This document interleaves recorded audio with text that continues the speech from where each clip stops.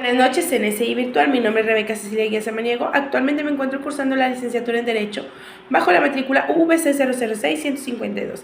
El día de hoy, pues voy a presentar mi proyecto integrador de la materia Filosofía Jurídico. Para ella, voy a resolver una serie de interrogantes.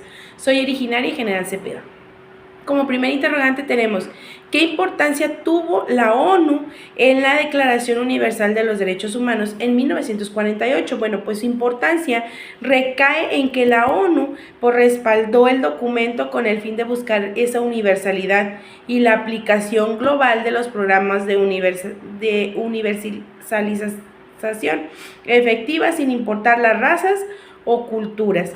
Como siguiente tenemos, ¿cómo se define el constitucionalismo? Este se define como un sistema jurídico compuesto por ideas, actitudes o pautas del comportamiento que establecen que la autoridad limitada por la ley suprema busca que las constituciones agrupen los derechos humanos de las leyes de las naciones y cuanto a los derechos humanos, pues sea un mecanismo de efectividad y reparación de las valoraciones. Como siguiente tenemos, ¿qué son las minorías y en qué artículo de la Constitución Política de los Derechos Humanos Mexicanos se encuentra regulado? Pues se encuentra regulado en el artículo 1 y pues las minorías son grupos de personas que no forman parte de las directrices que dicta la mayoría. Son agrupados por presentar cualidades en común diferentes a la mayoría, los cuales por mencionar algunos ejemplos, es la etnia, la raza, la religión, etc. Como siguiente interrogante tenemos, ¿qué implica el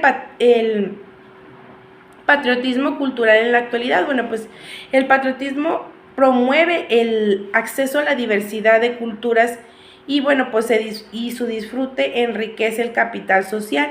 Esto conforma un sentido de pertenencia individual y colectivo que van a ayudar a mantener las cuestiones sociales y territoriales. Es decir, que buscan que el pueblo se identifique con su país, con su patria, su constitución, su gobierno, su cultura, etc. ¿Cuáles son los derechos humanos de tercera generación y cuál es su origen? Pues estos son los derechos del pueblo o de solidaridad que surgen a partir de la necesidad de las naciones para cooperar entre sí, al igual que los grupos que la integran. Estos, tienen origen en la primera generación en el siglo XVIII como consecuencia de los movimientos armados que surgieron en Estados Unidos de América y Francia. Como siguiente tenemos, ¿qué son los derechos colectivos y dónde se estipulan? Son derechos de bienes que favorecen a todos y establecen obligaciones de que los demás los respeten y tienen fundamento en el artículo 580 del Código Federal de Procedimientos Civiles.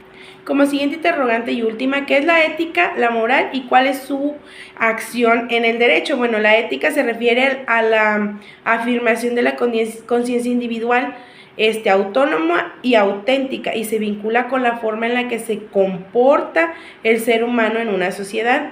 Y y la moral se refiere a las reglas impuestas por las sociedades y el comportamiento humano del bien y del mal. Y en sí el derecho considera la ética como la ciencia de la moral. De mi parte es todo y que tengan buen día.